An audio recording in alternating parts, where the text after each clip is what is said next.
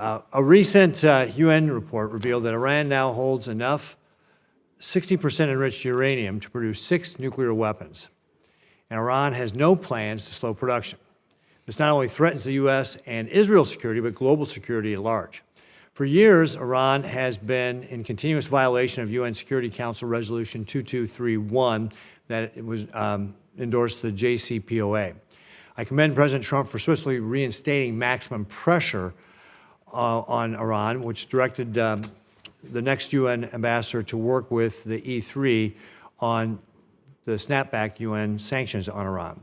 This would reimpose fully the panoply of UN sanctions previously levied on Iran. All UN member states would legally be required to implement these sanctions. While the authority to snap back expires October 18th, the real deadline is much sooner due to the length of time for the process to play out.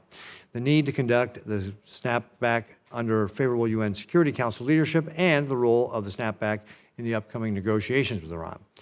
Ms. Hooker, I recently introduced a resolution with 18 co-sponsors calling for the E3 to initiate snapback as soon as possible, rather than wait until June to snap back, as the E3 has indicated it will do. I believe snapping back sanctions now will allow the West to deal with Tehran from the strongest possible position. Do you agree with that? Thank you, Senator, for your question and for your interest in the matter.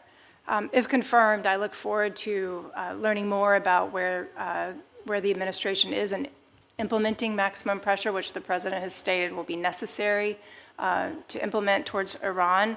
And I look forward to using diplomacy to ensure that our allies and partners around the world will be implementing maximum pressure as well. Great, thanks. Last year, Swedish Prime Minister Kristersson said something I thought was very apt. He said, if we want the U.S. to be committed to Europe, we need to realize that the U.S. has other concerns as well.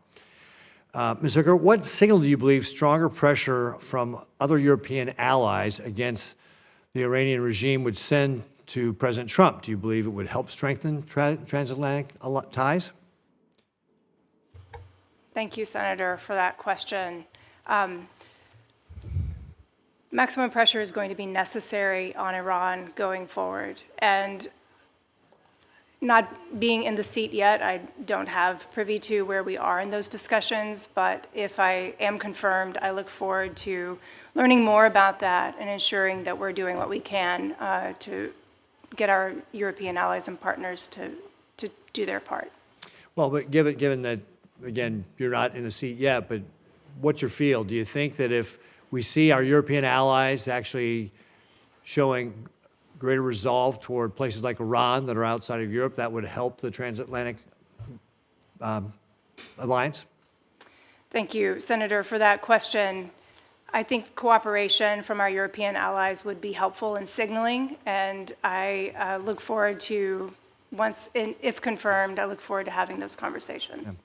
Yeah. And just to the topic of maximum pressure, under the last Trump administration, Iran's foreign reserves fell from about $122.5 billion to less than $14 billion because of those sanctions.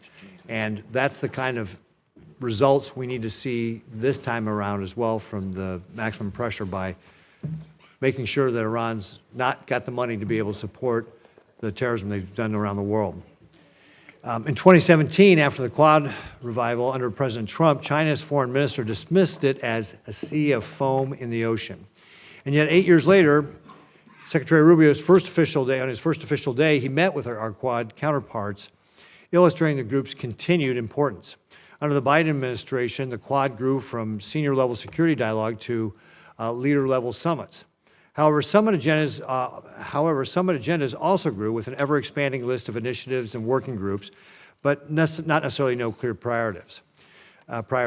So, as co-chair of the Senate Quad Caucus with Senator Duckworth, I was pleased the January joint statement clearly and succinctly emphasized security cooperation, while also indirectly calling out Communist China's malign aggression.